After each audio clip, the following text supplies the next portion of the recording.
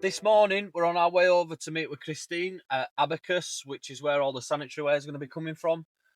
Now, Christine's actually met with the buyers of apartment 3, I think it is, there today to talk through some of the fixtures and fittings and sanitary ware options and additional extras.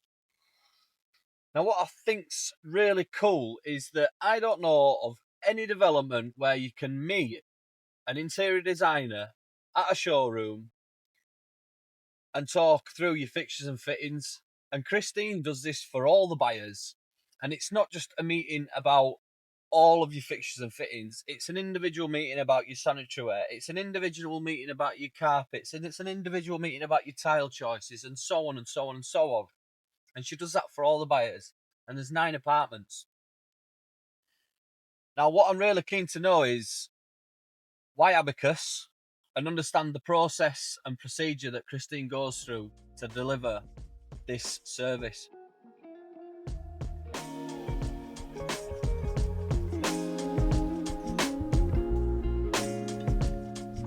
You're here waiting for me to greet me at the door. It's nice to see you. What are these things? Well, these are the real room basins. I've actually chosen these for the cloakrooms. All right. Guest cloakrooms. And they come in pure white, all white.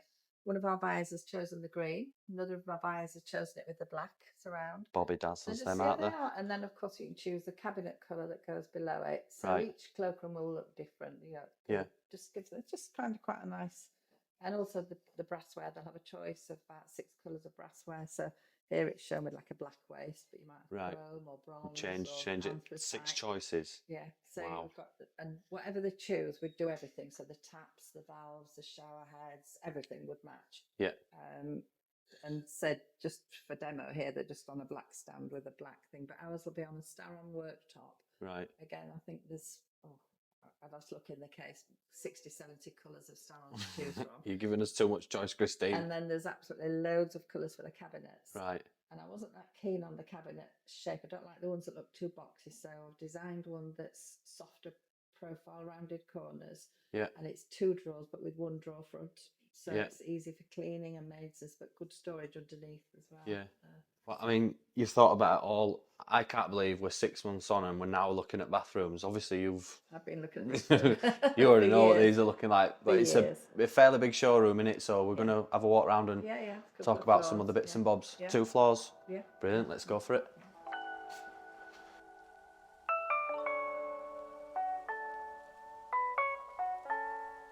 I can't imagine using anybody else for bathrooms, but when I first met Ian, who owns the company, he was working from kind of not even really a shop at the back of a petrol station in Harrogate, and I was introduced to him. And I did my first big scheme was 19 Wellington Street. Actually, I think he might have done 3 York Place first, which was just 4 apartments, and then I did a bigger scheme at Wellington Street in Leeds. And every single development I've done for myself, I've used Abacus on, because I can give them the plans, the architect's plans before they go in for planning, tell them what my brief is for what I want in the bathroom, whether it's 1 sink, 2 sinks, just a shower or with a bath, whatever. They'll do the bathroom design for me, all done on CAD. We'll do visuals, but they'll also make suggestions. So they won't just look at the room and say, oh, we've got to make this fit. They'll say things like, can you spare 100 mil off the adjacent bedroom? Because we can make this bathroom so much better if we do that. Or can we move that door 150 mil to the left, because then it won't intrude where we want to put a normal sized bath. We don't want to have to go with a really narrow bath for you. And you know, between us we'll work on the design and the layout to really get the best of it, so that the plumbing lines up, so you don't end up with boxing around 3 lots of walls because you've decided to put all your sanitary ware on different walls. And the way that, you know, there has to be pipe work, but we won't see it. With their designs, you won't see the pipe work. It's always cleverly concealed in a decorative way. And just, you know, you just see the sanitary ware, you see the black brassware. They're ahead of the game with so much of the technology and the things, and they deal with the top brands in the world, like, you know, Villeuil and Toto. So I know I'm getting really, I've never had a problem in all those years, like a quarter of a century. I've never had a problem with them. So what's this here then? Do your buyers get to test the shower out? With this. Yeah, do you climb over and test it? Or no, you've got the valves you just watch here. it? I'm never quite sure which is the right one, but let's try.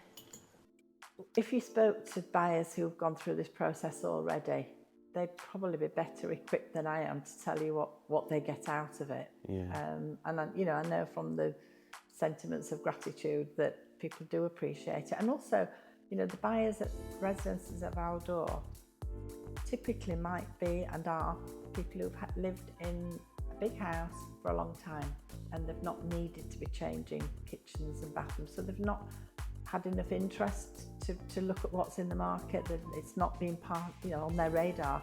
Suddenly they're brought into a showroom like this, where everything is like of the moment in terms of the technology, but the styling and things that have gone into it, the high level brand names, and it's a great experience for them. I think what's really cool about this, obviously speaking with Ian previously, is about how this area is about testing the flow rate, because obviously we're building regulations, there is a certain flow rate that you've got to meet. Absolutely. So from my understanding, the buyers can then come and see how much water is flowing out of the head at the desired flow rate, so that they can pick and choose. That might. Understanding how it works. Yeah. That a bigger shower head doesn't mean you get more water. Yeah. Because it's spread over a bigger surface. Yeah. So you probably might be surprised that you don't get as much force behind a big shower head as you would from a smaller one. Yeah. There's upstairs, is there? 2 floors here? Yeah. Can we go upstairs? Yeah. Brilliant.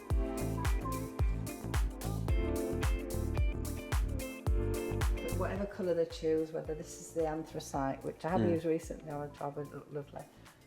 Polished chrome, always popular. Yeah. Black, bronze, the brushed steel. Yeah. Most mainstream developers, even the higher end of the market, they don't design and think about everything to the granular detail. You're thinking about how a tap feels when you're using it. Well, it's like some things you look at and they look pleasing. And I always use cutlery as an example. Some cutlery looks really great on a place setting, but it twists in your hand and it's not comfortable to hold. And you're going to eat a whole meal with your hands not being comfortable. And I think it's the same with taps. If you go to a tap that feels sharp and it cuts into the corner of your hand, that's not comfortable to use. Yeah. So this to me is modern, stylish, dateless and comfortable. It's all about lifestyle, about luxury, about comfort.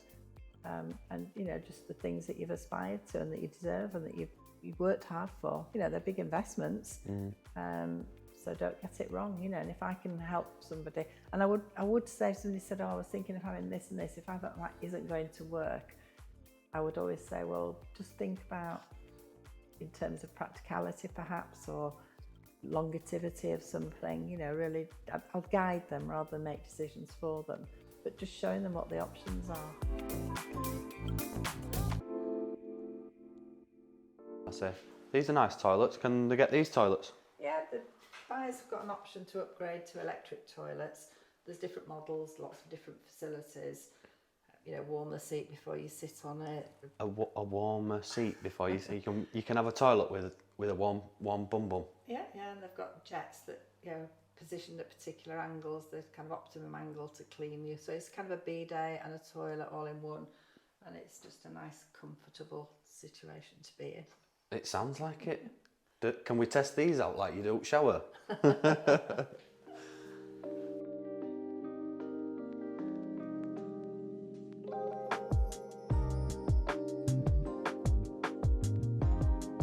I never thought I'd be mind blown by a toilet. So these specific toilets don't only give you one bum bum, but they come out like a bidet and do obviously cleaning business. But you know, like when you get into your Mercedes Benz and you've got like the seat settings, so you've got wife's setting, you've got your setting, your son or your daughter might drive it, so they'll have a setting. Same on toilet, 1 and 2 users. That's impressive. Can't believe it. Honestly, can't believe it. Right, well, with the buyers that we've already sold to, they've already had the choice. I've been here this morning at the showroom with one of my couples who have bought one of the apartments.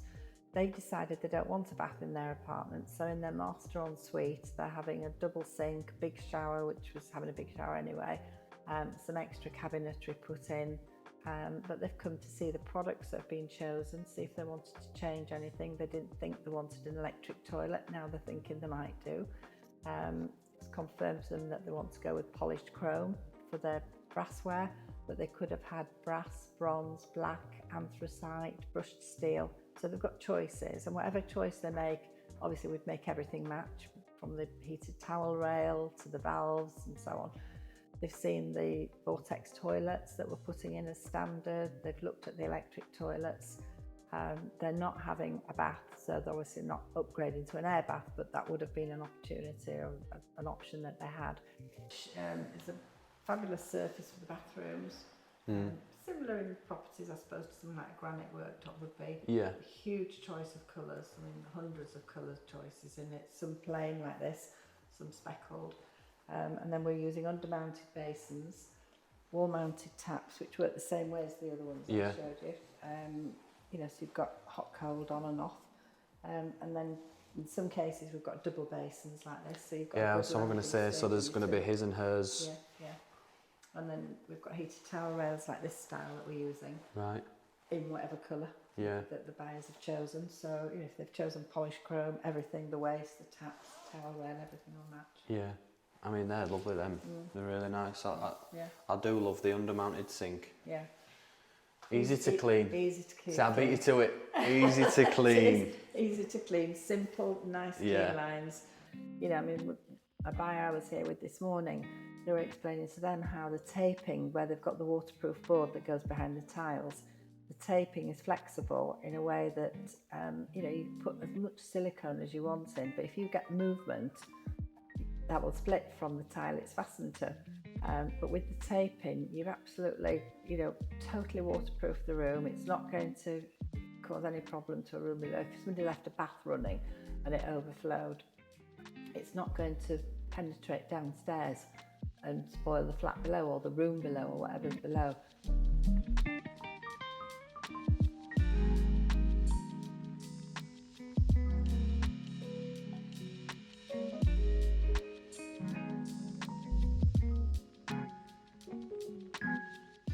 The heart of any home, which is obviously the kitchen, is what we're going to have a look at today. Now, 6 months ago, there were a house that stood no more. I can't believe we're at the point where we're actually looking at kitchens, which is really exciting for anyone. But it is the heart of the home. And we're going to Amiga today to have a look at the kitchens, the worktops, meet Christine there, and hopefully get a little interview with the gaffer as well of Amiga, potentially. Don't know, we'll see. Let's go meet the wonderful, ever glamorous Christine.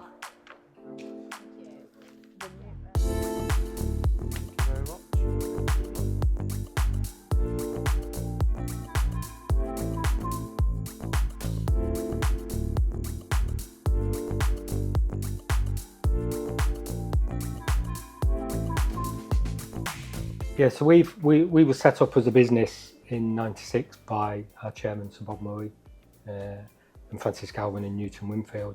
So they were set up predominantly to manufacture kitchens for the retail market, supplying to independent high street studios, and then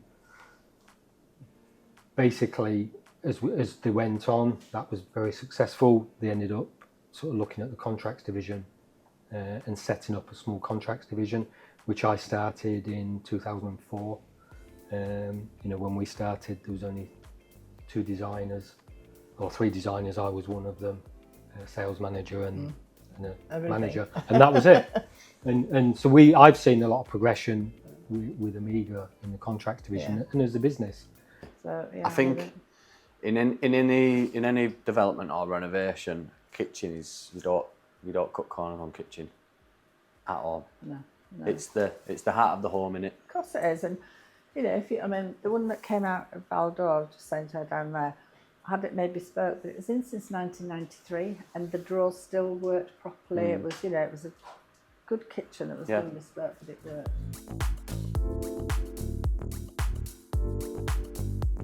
Different in layout, different in styling. Yeah, different in, because there's so many bespoke options. Yeah. So, you know, somebody might black kitchen, white kitchen. I mean, look at all the colour choices. Yeah, which is completely different. And there's to, wood as well. It's completely different to like your conventional development. Yeah. Because I've said this to you before about how rare it is that you get an interior choice designer taking you to a showroom to talk about kitchen options. And the thing is, it's a trade-only showroom, so you're not walking around with like loads of general public. Yeah. And you're getting to see everything, you know. So there's smooth finished doors, there's wood grain doors. Yeah. You know, there's huge choices. Let's keep going. It's like Santa Claus's toy box, isn't it? Sorry. Butler's pantry. A butler's pantry is what it's called. Gadget cupboard from where I'm from. Yeah. Yeah. But, no, you know, it's a lovely piece of very kit. nice. Yeah. Very nice. This again, like this is the similar styling to what you've chosen, isn't it? With the traditional shaker style. This is the one actually. It's Monarch. Is it Monarch? Yeah. Yes, Monarch, that one. Yeah. Yeah.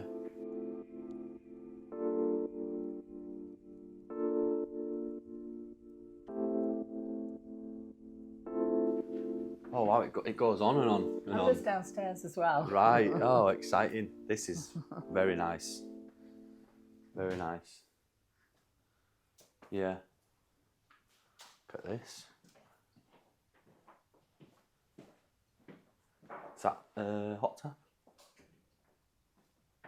No, what's that? Hot tap or no? It's for filling your pans. Saves you going to the sink. Gosh. That's cool. The more money you get, the more lazier you get. Is basically Well, yeah, because the sink's behind you. Yeah.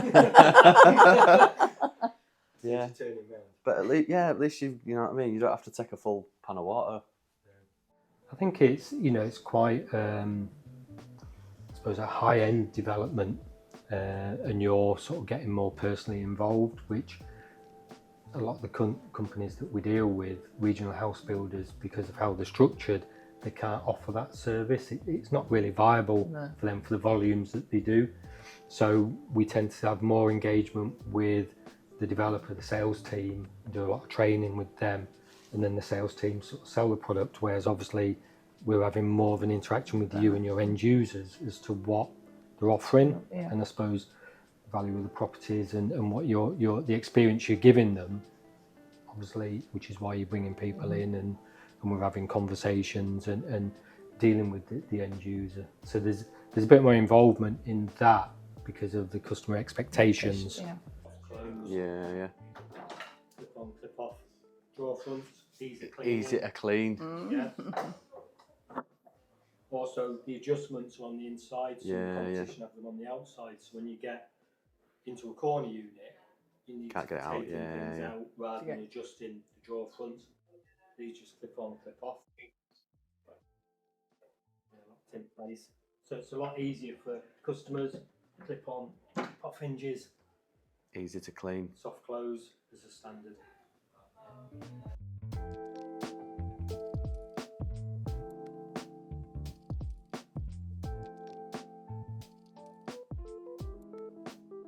We recently invested £20 million back in about 2018. So when we grew from 1996, it was literally one shed, which was this area, phase one, which was offices, a small showroom, and the whole manufacturing and dispatch goods in one area. As we've grown, we added 2 extra phases onto this building here to streamline goods in, production, manufacturing, and goods out. Then in 2018, we invested about £20 million. And part of that was to build phase 4, which is the new building on the other side of the car park. And that gave us 3 floors of office space for future growth and also a vast area of goods in.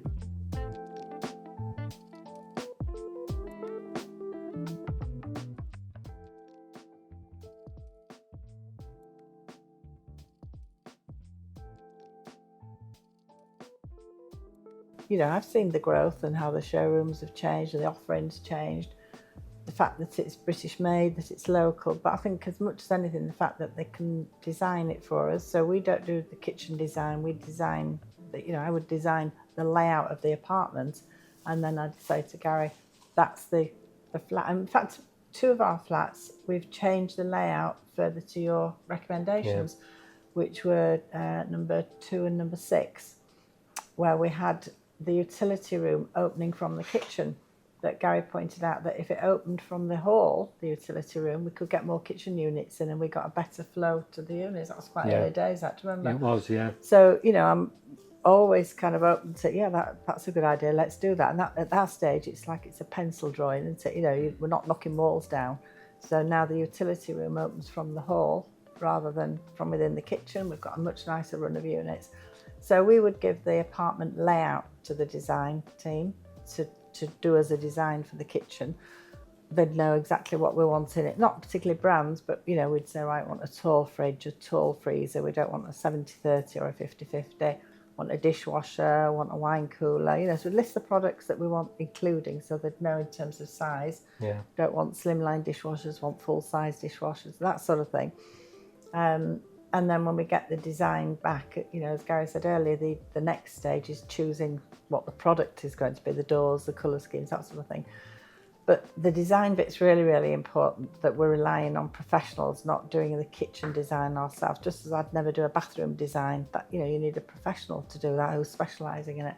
But then the manufacturing, supplying, delivering and installing, you know, so the whole process sits with one person, one company.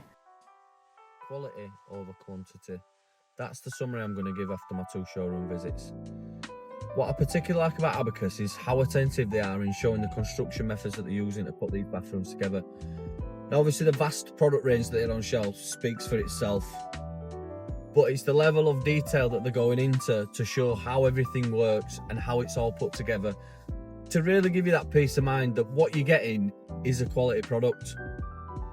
And then on the other hand, you've got Amiga, which again have got a vast range of different colours, different shapes, different sizes, different textures, but the quality's there.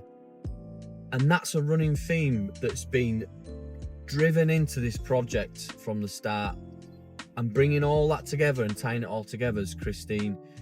Now, I've said this before, I don't know of any development, house, scheme, apartment, whatever you want to call it, where you can go and buy it and have your own interior designer take you through the showrooms and explain in great detail of how everything works, what's going in, what colours go there, what colours go there, advising you on the colours that will work and won't work, you know.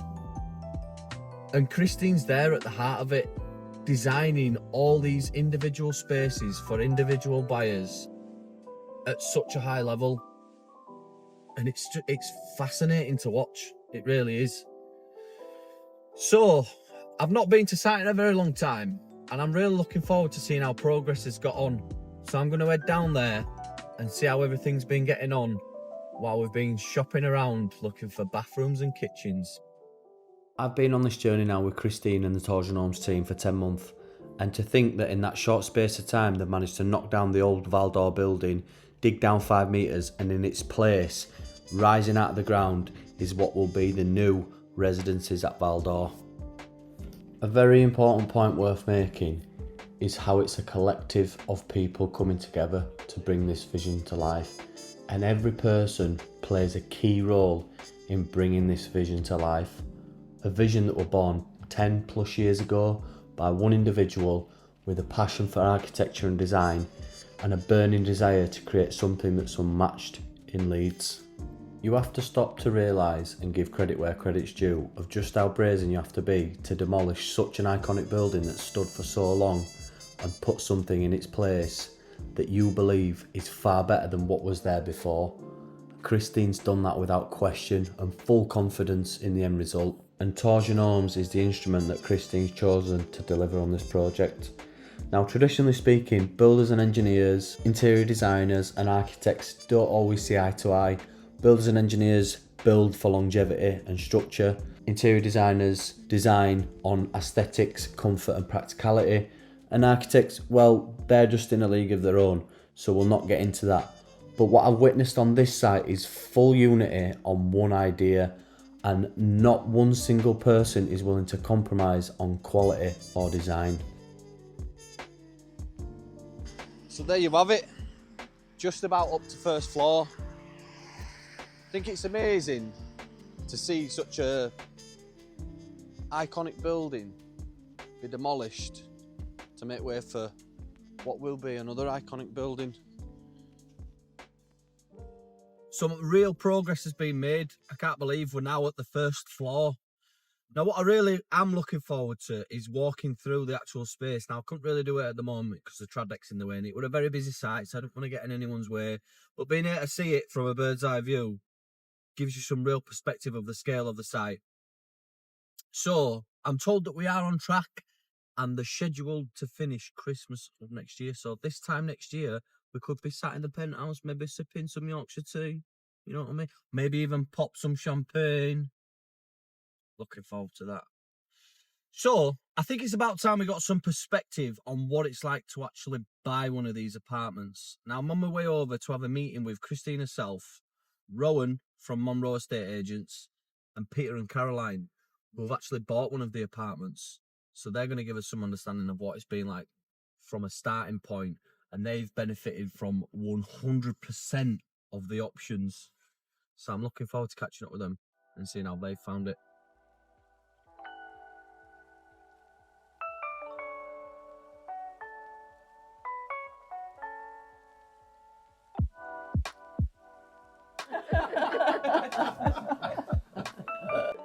Well, it's just been a totally unique process. I mean, we were advised earlier on that because we'd committed to buying at a very early stage, I can remember Christine saying to me, if you want us to leave a wall out or build a different wall and change the layout, as long as it's structurally possible to do that, we'll do it for you. I've never known a developer say that in any context whatsoever, at all. Actually, we're really pleased with the layout, so I didn't choose that option. But then we moved on to, I mean, I would say that the hallmarks are that it's really high quality. It's very personalised, as you've just suggested. It's a focus on detail, and there's a lot of really good professional advice. And it's those strands coming together that have made this experience for us really unique. So, because of our personal circumstances, we realised we'd reached a point in our life when we needed to downsize. So I had some really clear criteria in my head about what we were looking for. Notice it's my head and we were looking for.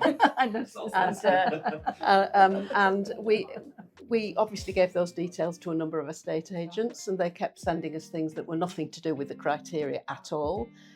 We went to visit a few properties and they just weren't matching up with our expectations at all. And I began to lose heart and think probably the right thing didn't exist. So we were really concerned. And in the end, I just put my list of criteria into Google, and then I followed it by for sale in North Leeds, and straight away VAL d'Or popped up. So that's when we went in to see you, Rowan, and your predecessor. And you said, would you be interested in one of these? And I said, well, you know, it popped up on my screen, so I'm really interested to know a little bit more about it. And before we knew what was what, Christine was showing us around the original house. It definitely is a one of a kind. I think the point with the residences, as we've kind of all touched on, is the fact that it is a big move, you know, for everyone. So I think we always do the in-office consultation with either myself and Harvey and Christine as well to basically run through any questions, because I mean, you know the answer to pretty much everything, don't you, on the dot anyway? We were receiving information from other estate agents that just wasn't relevant to what we'd asked them to send us. And this is completely different from that. It's a personalised approach, which really suits us very well. Well, out of the 9, there's 4 sold, 1 very likely sold. We'll know within a week or 2. It's subject to a business transaction of the buyer. So that would be 5 out of 9. So for me, like purchasing something off plan, it's all about having confidence in the product and confidence in the people who are delivering it, essentially. So I think meeting Christine, you get to know the face behind the developer, because the developer can be a scary word when you don't actually know who's doing it. But between Ian and Christine, you know, they obviously take a lot of care in making sure the client care is correct, and then that comes through us as well in terms of what we're able to offer. Peter and Caroline have got 100% choices. As we go further along on the critical path for ordering things, if somebody was too late and we were having to order kitchens, and you know, I'll be selecting the kitchen that'll go in, and then it might not be exactly the one you would have wanted. So the sooner people have exchanged, the more opportunities they get. We were looking at the kitchen showroom, professional area, and we'd chosen the units and the colours and everything, and I was confident that that was going to work and it would reflect my taste. Christine said to me, what colour's your china for your kitchen? What colour are your kitchen plates and saucers and things? And I said, well, they're mostly white. And she said to me, well, they might look better and be easier located if you put them in a cupboard that's lined with a darker colour or a wood grain. I've never experienced that level of detail in my life before. You know, she also said to me, we've made this space in your hallway wide enough to take a console table because we think that'll give a feel of entrance. We've thought about the way your doors open to give the person coming through a really good... I don't know, as Peter says, we've been involved in planning and we've visited a few building sites in our time. I've never seen detail like that being considered in any way, shape or form. I felt that 9 apartments is a great number for creating a nice community. So like 2 or 3 is not really enough, especially if like 2 people are on holiday or travelling. 9 will mean that there'll always be people around. 100 apartments is too impersonal, you can't do it. So the gym that we're putting in, we're also putting a television and sofa in there, and a little kitchen area, because I see that as like a communal lounge area. So you might not go on the gym equipment, but you might as well take my newspaper down and have a chat with somebody who's on the treadmill or that sort of thing. Like a really sunny day, and I'm just walking on my own, and I sort of saw my house. I thought, oh, that looks lovely. And then I felt really embarrassed. It's my house, and there was nobody there. I actually felt myself sort of blushing as I was admiring this thing. That, you know, it looked so gorgeous, and I took a photograph of it.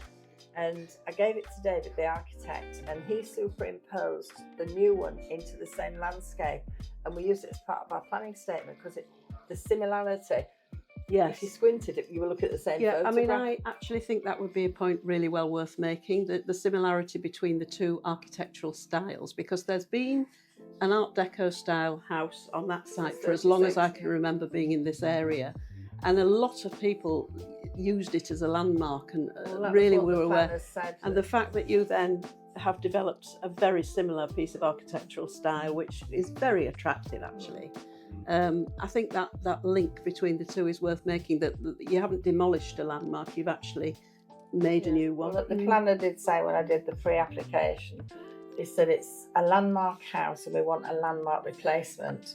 And I said, well, I want to build in an Art Deco style. He went, perfect. And that was, you know, and of course when it went in, the planner actually said, I'm not changing the design, it's perfect. Nothing got changed, which is quite unusual. It's just a renewal, basically.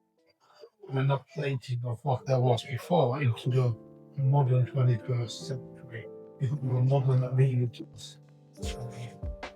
So the spirit of the old property will live on.